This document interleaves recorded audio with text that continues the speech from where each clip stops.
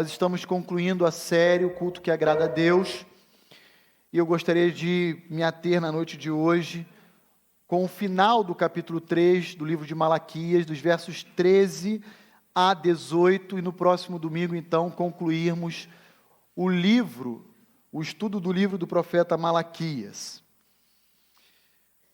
Nesse momento agora, do finalzinho do capítulo 3, eu queria situar você.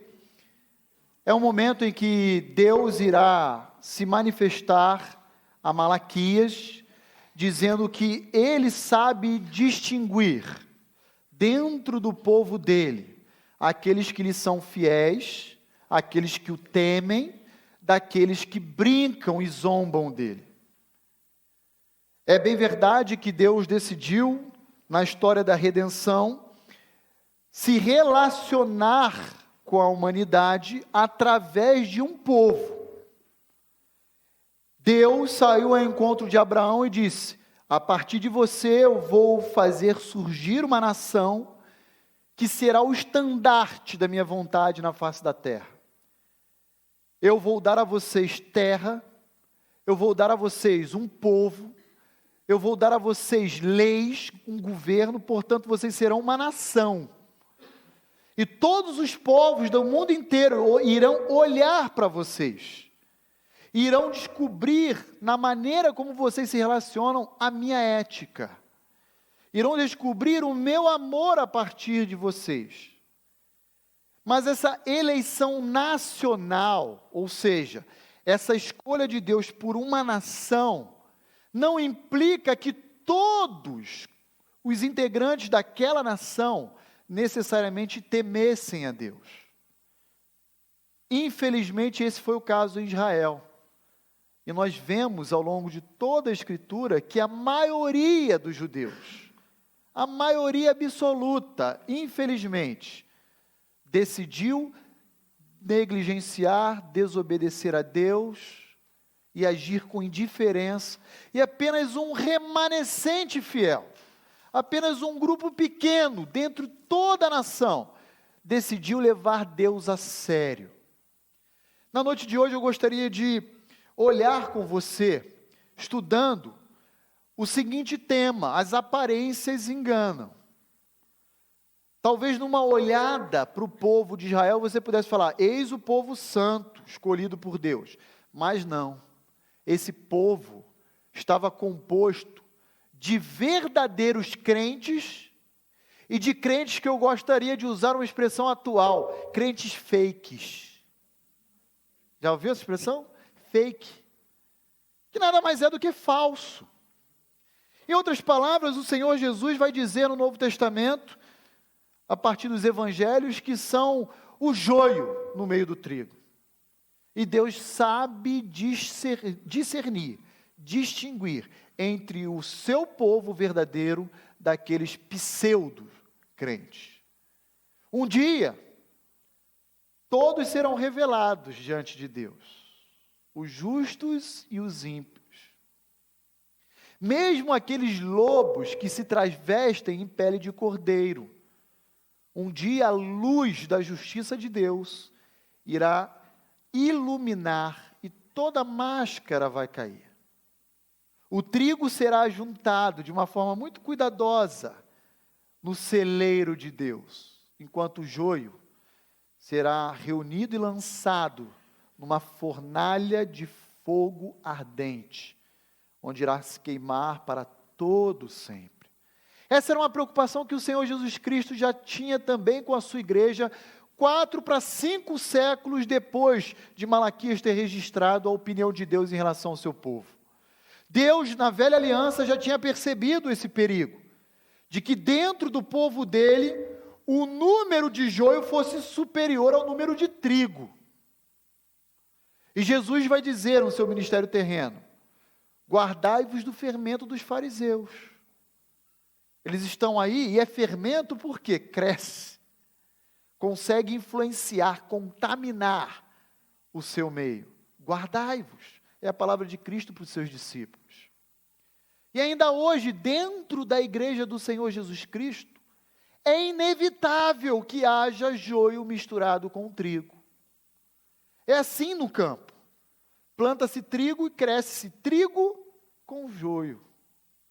Um é alimento saudável, o outro é veneno.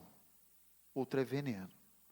Portanto, não se iluda. As aparências enganam. Dentro do povo de Deus, há trigo, mas há também joio. E nós iremos aprender isso da perspectiva de Deus em relação ao Israel, quando ele se revela então por meio do profeta Malaquias. Acompanhe comigo os versos 13 ao verso 18 do capítulo 3 do livro do profeta Malaquias, que diz o seguinte: As vossas palavras foram duras para mim, diz o Senhor. Mas vós dizeis: que temos falado contra ti? Vós dizeis: inútil é servir a Deus, que nos aproveitou termos cuidado em guardar os seus preceitos e em andar de luto diante do Senhor dos Exércitos. Ora, pois nós reputamos por felizes os soberbos. Também os que cometem impiedade prosperam. Sim, eles tentam ao Senhor e escapam. Então os que temiam ao Senhor falavam uns aos outros. O Senhor atentava e ouvia. Havia um memorial escrito diante dele para os que o temem ao Senhor e para os que se lembram do seu nome.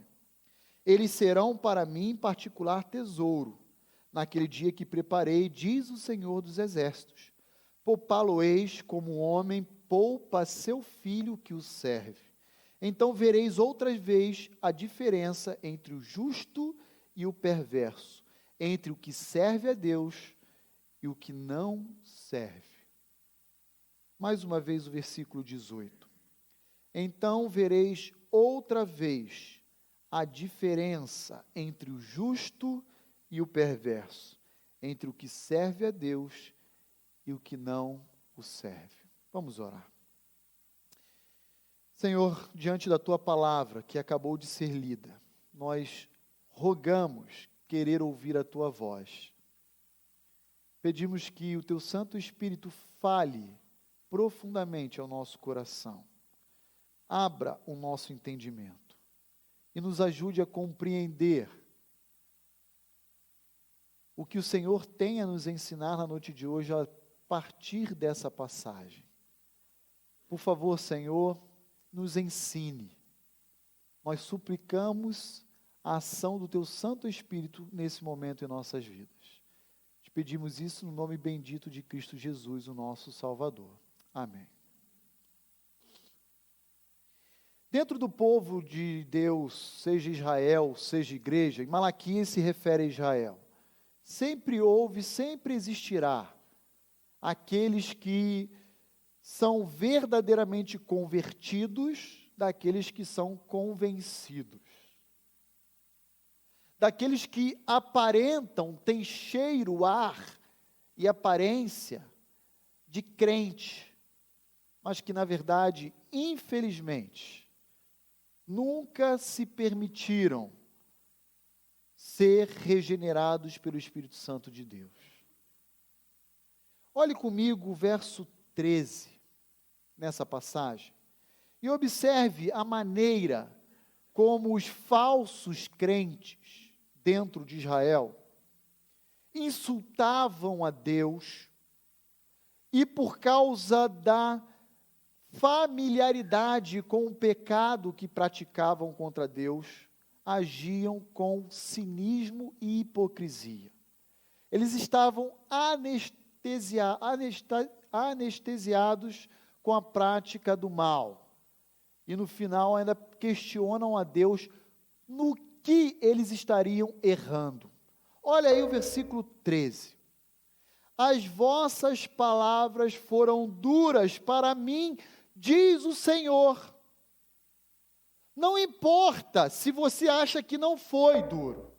O fato é que aquele que ouviu, recebeu com dureza. E aquele que proferiu, pecou, insultando a Deus. E aí o povo diz, mas o que nós temos falado contra ti, ó Deus, que foi tão duro assim? Afinal de contas, o que nós estamos comentando ou falando contra o seu caráter ou a sua pessoa? O versículo 14 diz: vocês andam dizendo que é inútil me servir, que não vale a pena servir ao Senhor dos Exércitos. E aqui nós temos já um parâmetro, e preste muita atenção no que eu vou dizer a você que me ouve aqui nessa noite. Já temos um parâmetro que caracteriza todo crente fake, que inclusive, como formador de opinião, vai ser nomeado pelo apóstolo Paulo em suas cartas como falso mestre. Ele vai dizer: não compensa servir a Deus. Esse é um dos parâmetros que identifica um crente fake. Ele desencoraja o povo de Deus a permanecer firme. Ele serve como um prestador de um desserviço, desanimando o povo de Deus a continuar perseverando nas promessas de Deus em sua vida. Ele vai lá dizer assim: olha, não vale a pena confiar em Deus, não vale a pena esperar em Deus. Irmãos, tinham crentes assim na igreja de Corinto. Na igreja de Corinto tinha uma turma que nem mais acreditava na ressurreição de Cristo, quiçá a dos santos. Esse é o cristão fake. Esse, inclusive, é o falso mestre. E, queridos, não subestimem.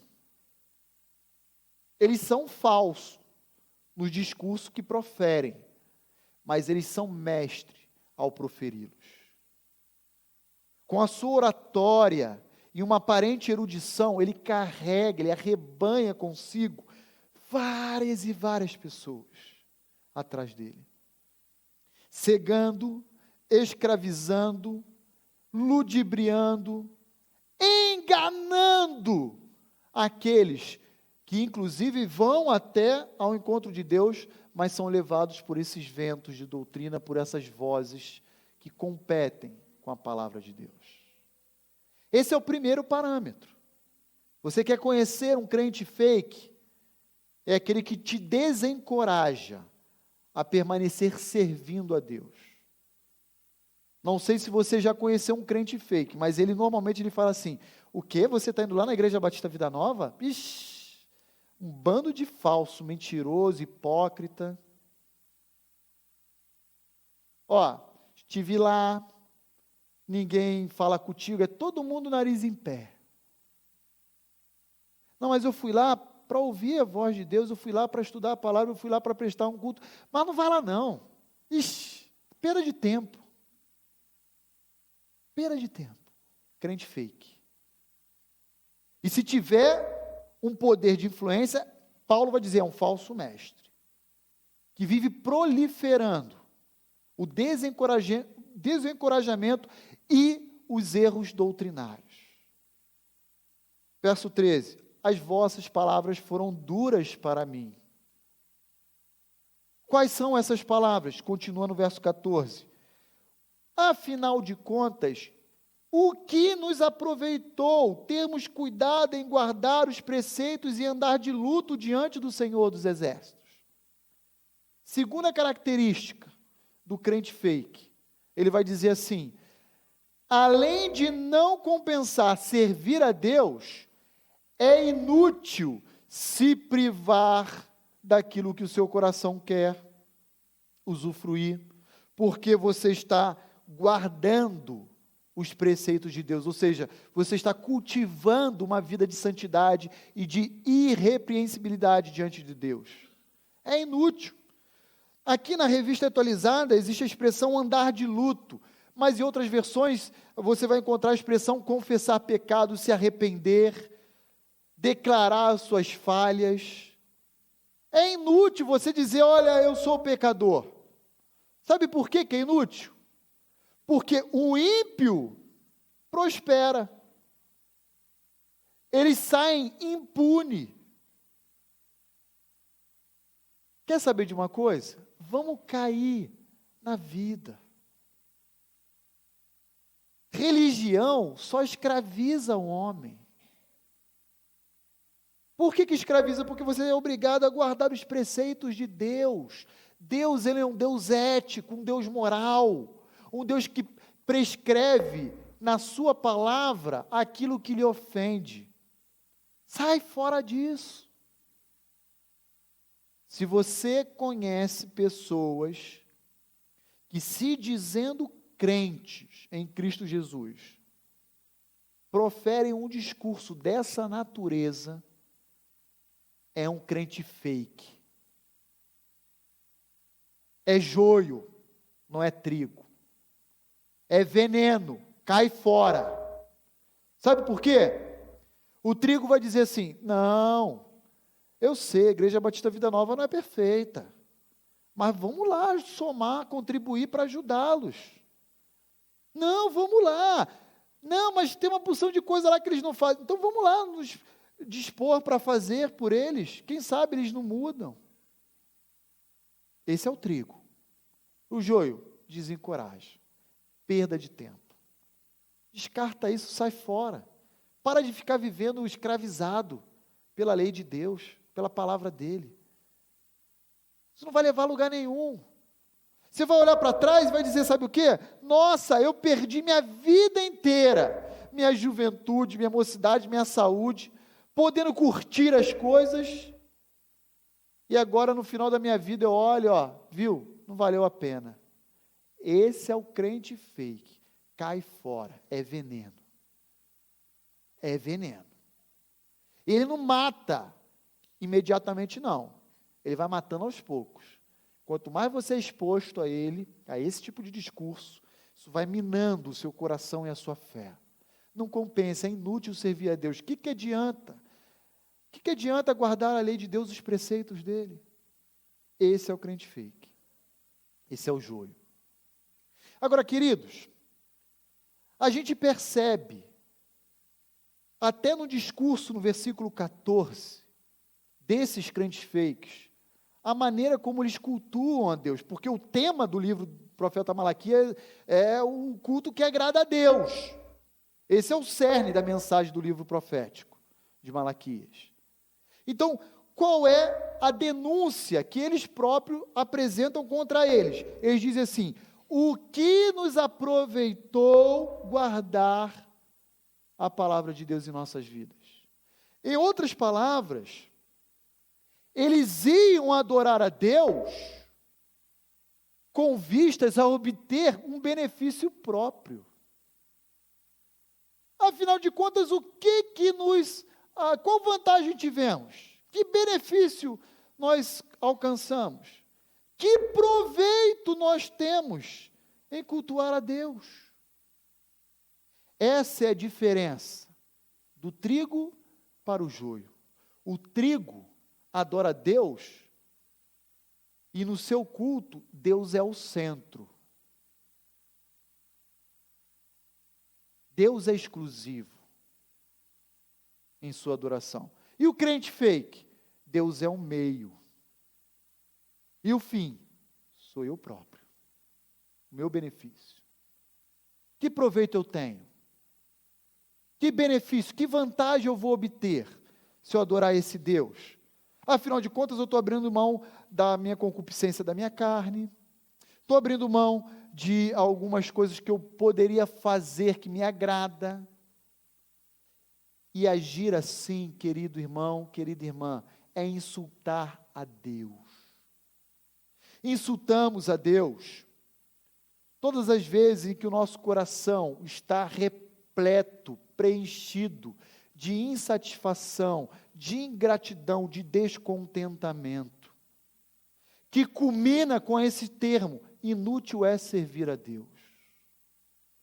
Se é verdade o que a Bíblia diz, que a boca fala que o coração está cheio, a boca do crente fake, ou melhor, o coração dessa turma está cheio de ingratidão, porque não conquistou aquilo que eles tinham por expectativa para si. O coração dessa turma era um coração frustrado, porque esperava que Deus ia dar a eles uma série de aspirações que eles nutriam, e Deus não ofereceu nenhuma delas.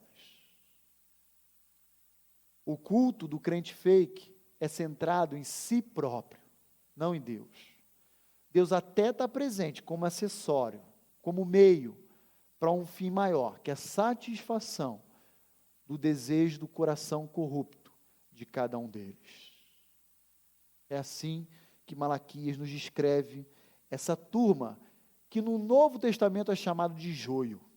É tudo sinônimo, crente fake, joio, fermento fariseu, é tudo mesmo saco, tudo junto. E aí nós encontramos ainda, como um insulto a Deus, as declarações atuais, aí, cotidianas, de que eu quero ser feliz. Eu quero viver sem ter que prestar contas a Deus. Quero viver segundo a inclinação do meu próprio coração, como eu quero. Eu quero dizer que aqueles que se dizem crentes e proferem um discurso dessa natureza são tudo joio, são crente fake. Tenham atenção, porque o discurso deles pode até ser lógico, o discurso deles pode até ser racionais, o discurso dessa turma pode ser até ter um ar de erudição, mas culmina na reprovação e na destruição de cada um deles. Cuidado com o que você ouve aí fora. Não vou nem dizer hoje na televisão, eu vou dizer na internet. Cuidado. Pastor, eu ouvi uma mensagem de um pregador, que bênção. Quando você vai ouvir, o cara está centrado no homem do início ao fim. Cuidado. Cuidado com aqueles cultos cuja mensagem não tem nada a ver com a palavra de Deus, e sim com água com açúcar, autoestima. Cuidado. Palestras, coaches, entre outros aspectos. E aí nós encontramos no versículo 15, continuando nessa tônica, as seguintes palavras de Malaquias. Ora, pois, na verdade, dos crentes fakes, que Malaquias registra na sua obra. Ora, pois, nós reputamos por felizes os soberbos. Olha agora os valores invertidos que os falsos crentes têm em relação ao absoluto que Deus é. Deus abomina o orgulhoso, o soberbo, o altivo, o arrogante. E sabe o que essa turma diz? Eles é que são, admiráveis. Bate palma para eles. Felizes são os soberbos. Eles é que são bem-aventurados. Eles é que são abençoados. E não são só eles, não. Também são abençoados e felizes aqueles que cometem impiedade e prosperam. Sim, eles tentam o Senhor e escapam, saem impunes. Em outras palavras, compensa pecar. Essa é a mentalidade e o valor nutrido no coração dos falsos crentes. Peca uma vez, não dá em nada, não é pego, não é repreendido e fala, vale a pena, deu certo. E ainda estimula outros a cometerem o mesmo pecado. Triste demais quando nós vemos alguns indivíduos que, se dizendo crentes, enchem a sua boca para dizer assim: comigo ninguém mexe, pisou no meu calo, eu dou. Pais que chegam para os seus filhos, quando a professora vai e bota lá na agenda, ó, infelizmente um amiguinho da sala disse para ele, para o papai lá na agenda, ou para a mamãe, olha, um amiguinho puxou o cabelo do seu filho, mordeu ele, bateu, criança de 2, 3 anos, aí o pai ou a mãe chega em casa, cristão fake, mas é cristão, e diz assim, ó, filho meu não apanha na rua, se apanhar lá fora, vai apanhar em casa. Se alguém mexer contigo, ó, fecha a mão e senta na cara dele. Que baita conselho para um crente fake. Para um crente fake. Não para um cristão genuíno, cuja prática é o amor, o perdão. Claro, prudência, ó, se afasta, chama o professor, mas nunca revida. Não fecha a mão e dá na cara. Que isso? Isso é próprio e típico de crentes fakes. Outros que sonegam impostos e dizem, eu não dou dinheiro para o governo. Você é um burro. Por quê? Porque eu deixei lá um carro para o governo 0 bala esse ano. Imbecil. Eu não dou 1 centavo, ainda restituo se eu puder. Chego lá, crio filho, declaro filho que não existe, coloco despesa médica onde não existe, e se vangloria desse ato pecaminoso. Eu sei que alguns estão rindo, porque conhecem crentes fakes que fazem isso. Isso é próprio de fake, e não de um verdadeiro cristão. E aí, então, nós encontramos a conclusão contida no versículo 15 desses crentes fakes. Ora, pois, nós reputamos por felizes essa turma. Sabe por quê? Finalzinho, eles escapam da punição de Deus. Conclusão mentirosa. Cuidado com a crença em mentiras. Isso é próprio de crente fake. A conclusão que eles chegam é, sai impune, Deus não julga, e se dão bem na vida. Mentira! Deus julga todo pecador pela prática dos seus pecados. A começar de Gênesis 3 no Éden, Adão e Eva, vocês lembram disso? Um pouco mais adiante, você encontra o quê? O dilúvio, Gênesis capítulo 6. Deus punindo toda a humanidade da época. Um pouco mais adiante, nós encontramos Deus punindo agora 2 cidades, chamadas Sodoma e Gomorra. Não pensem que por Deus ser longânimo, Ele anui ou é conivente com o pecado do homem. E aí no final do Antigo Testamento, para ilustrarmos mais uma punição de Deus agora sobre o seu povo, o que Ele faz com Israel? Ele manda toda a nação para o cativeiro. Deus pode demorar na perspectiva humana, porque Ele é longânimo, mas Deus não falha. Deus não toma por inocente o culpado. Profeta Naum, capítulo 1, verso 3. Nem culpa o inocente, porque o nosso Deus é o justo juiz. E dele ninguém pode se eximir ou se ocultar. Todos um dia prestaremos contas a Ele. E aí encontramos no verso 16 até o verso 18, agora, a maneira cuidadosa e gentil como Deus preserva, zela, cuida, ampara os que lhe são fiéis. Eu chamo esse grupo, numericamente menor, de remanescente fiel a Deus. Olha comigo no verso 16 ao 18. Essa turma está misturada na maioria do joio.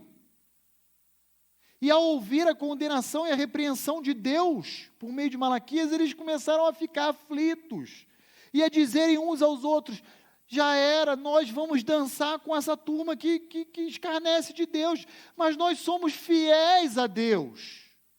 E olha só o que o verso 16 diz: então, os que temiam ao Senhor falavam uns aos outros. Aqui Malaquias não diz o teor do que eles estavam conversando. Esse remanescente fiel, esses que temiam a Deus, mas eles estavam lá, obedecendo, perseverando, sendo fiel a Deus, a despeito da maioria do seu povo. O Senhor atentava, o Senhor os ouvia. Havia, inclusive, um memorial escrito diante dele para os que temem ao Senhor e para os que se lembram do seu nome. Aqui uma expressão que talvez remete a uma prática persa. Os persas, quando em suas histórias de guerra, precisavam recompensar guerreiros por algum ato nobre, eles registravam em livros. O livro de Esther, um dia nós iremos estudar o livro de Esther juntos como igreja. Esther capítulo 6 narra isso, verso 1 e 2, uma prática persa. E parece que agora Deus, usando Malaquias e a cultura persa, está dizendo: eu escrevo no meu livro o nome daqueles que me temem. Eu tenho o nome de cada um deles gravado e registrado para retribuir e recompensá-los no tempo oportuno. Eu ouço, eu estou atento à aflição de vocês e à preocupação de vocês de acharem que o meu juízo irá alcançar vocês também, porque vocês estão misturados. Mas calma, vocês não sofrerão o meu juízo. Eu sei distinguir o justo do ímpio, o joio do trigo. Versículo 17, eles quem? Os que temem ao Senhor. Esses serão para mim um tesouro particular. Quando? Naquele dia em que eu tenho preparado para julgar o povo. Queridos, aqui nós encontramos também uma verdade muito especial, que tem um aspecto escatológico. Qual é o aspecto escatológico dessa passagem? Que o juízo de Deus por vir sobre Israel não alcançará os que temem a Deus. Esse juízo ainda não ocorreu, ele vai ocorrer, ele está à frente.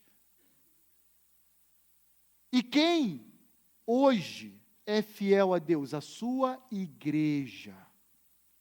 Por isso nós podemos afirmar, não apenas nessa passagem, mas em outras, que a igreja será arrebatada anterior ao início da grande tribulação. Por quê? Porque Deus sabe distinguir entre o justo e o ímpio. Porque naquele dia de juízo, Ele tem os seus como um tesouro particular. O juízo não é para os que temem a Deus. O juízo é para os que desobedecem a Deus. Por isso é difícil aqueles que creem que a igreja vai passar pelo arrebatamento ter que responder a um questionamento quando olha para Malaquias capítulo 3. E semana que vem, Malaquias capítulo 4, vai ter muito de escatologia também. Deus não reservou o juízo para aqueles que o temem. O juízo é para aqueles que desobedecem a Ele.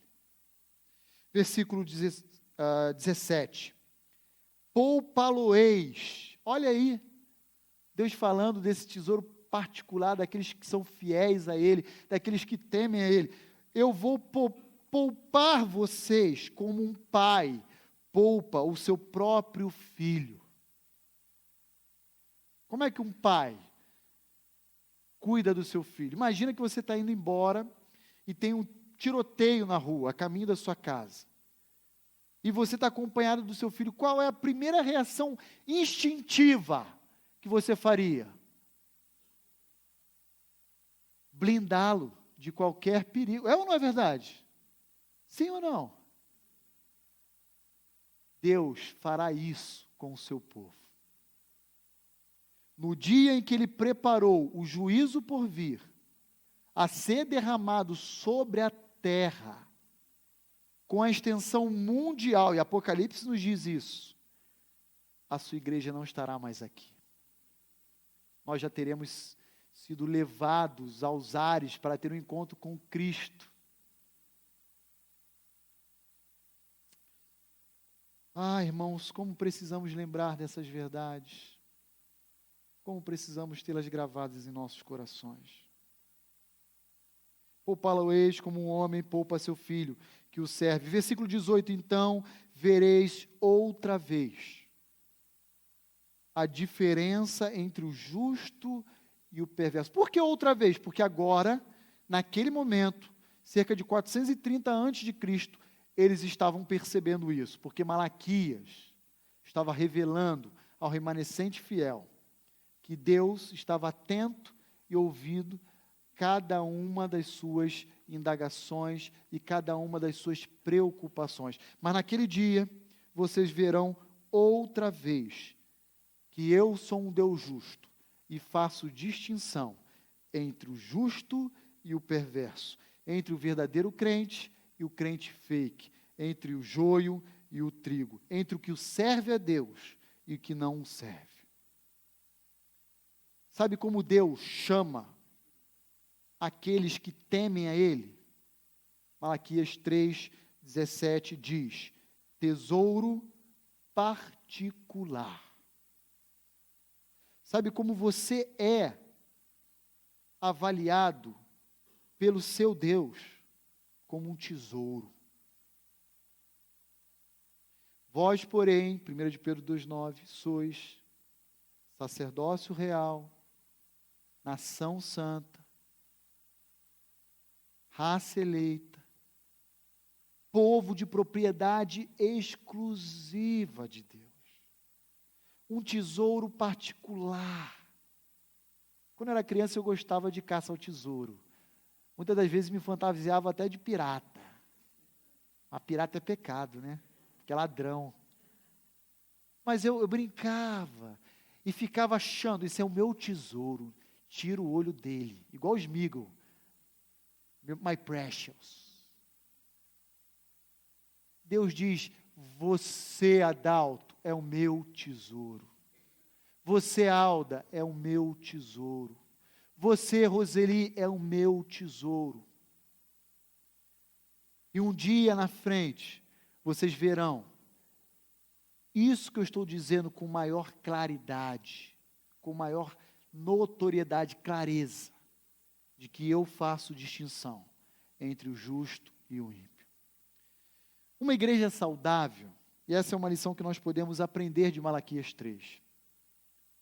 Uma igreja saudável é uma igreja, não é que não possua joio, porque Cristo reconhece que é possível, sim, que haja joio no meio do trigo, mas é aquela igreja onde o joio, ele está contido, ele já foi identificado, ele está, sendo vigiado, para não contaminar com o seu desencorajamento, com a sua má influência, o trigo.